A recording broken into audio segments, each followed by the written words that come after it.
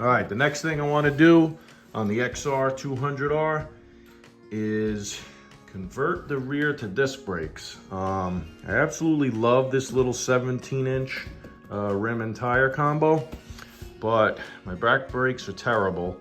The swing arm was extended years ago, as you could see, and this was the setup they came up with for the rear brakes.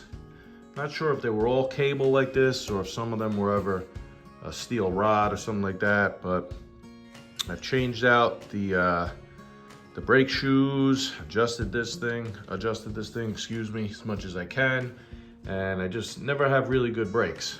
My front brakes are amazing, my rear are absolutely horrible. So my plan is, in keeping with the real steel vibe on this one, I'm gonna keep the brake lever. You can see it's got a ton of play in it. I'm going to take this out from here. I'll probably cut off most of this bracketry, and I'm gonna see what I could do, either make a bushing for this or come up with a little bit different design. I'm gonna add a master cylinder here with reservoir and a hydraulic brake line. And then in the back, I'm gonna pull this hub apart and see what I have to do to fit some sort of round aluminum stock in there that I could bolt a disc to and put a caliper on it. I removed the cotter pin and washer from the back, took the big return spring off. I'm gonna try to reuse this if I can. Here was the washer that was back there. And you can see here, this just has a ton of slop, very worn out. I'll probably cut this one off. You see it has a groove in the middle. It's usually for grease. It helps to hold some of the grease in there. Probably, save this if I can. I'll check it with my caliper, but it looks to be round. And I'll just machine this one new, weld it on with a little shoulder, and it'll just stick out a little farther than it did. I'll cut off this part right here, kind of just clean it up, cut off most of this. I'd love to keep this little ring and possibly just weld it right on there. That's for the vents for the cylinder and the airbox. There's a big hose back here, if you could see, it comes down through there. All right, so I did some digging in my parts bins and I came up with a bunch of this junk. I have no idea what they're off. Kind of like this little guy. You got the reservoir built in, and looks like it would mount fairly nice, just like that. And then I could kind of route the hydraulic line through here, loop down, and put a couple clamps on the swing arm. Be good to go. If not, I have a little more traditional setups, something like this, with a little remote reservoir. I could go like that. And then I actually have this one with the whole, I'm going to do this one-handed, but I have the whole brake lever setup, which would be kind of sweet. I did want to keep this all steel for the original version of it, so I'm probably going to just save this setup.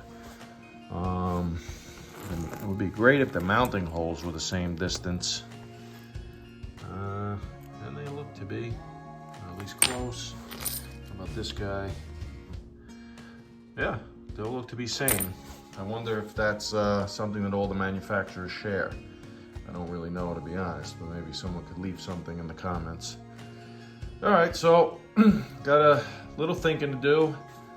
I'm definitely leaning towards this little guy with this little reservoir built in. I think this thing is very trick. Just got to figure out how to mount it. And then down the line, I'm gonna do a version number 2 of this bike where I'm gonna be changing everything out to aluminum and see how light I could get it.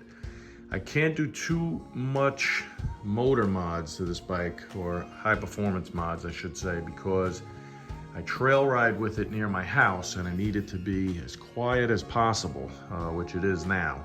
If I start adding an exhaust and different things, you know, I'm gonna start pissing off the neighbors. So for now, I'm just gonna do these mods. Maybe I'll do a custom stainless steel header pipe and just keep the stock exhaust for now, but we'll see.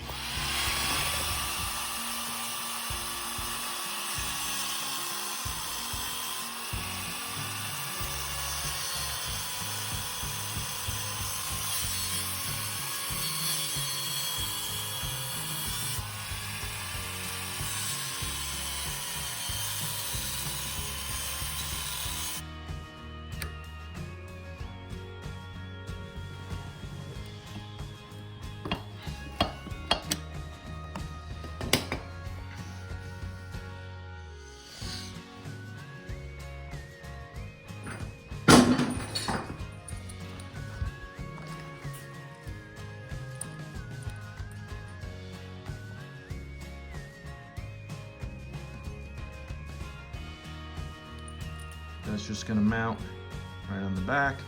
I'll cut off the rest of this and it should be good to go. Okay, I got a nice mock-up here. This is the cardboard I made for this. It's gonna go something like that.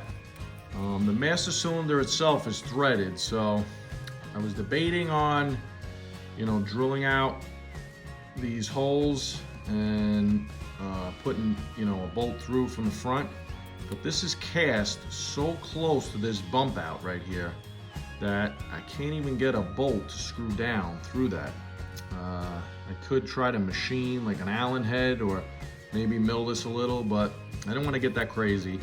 I made up this bracket. I'm going to weld it on here like this, and I'm just going to put 2 screws from behind. Should be good. This was the brake line off of one of the other setups I had, and it had this neat little curve to the end of the banjo.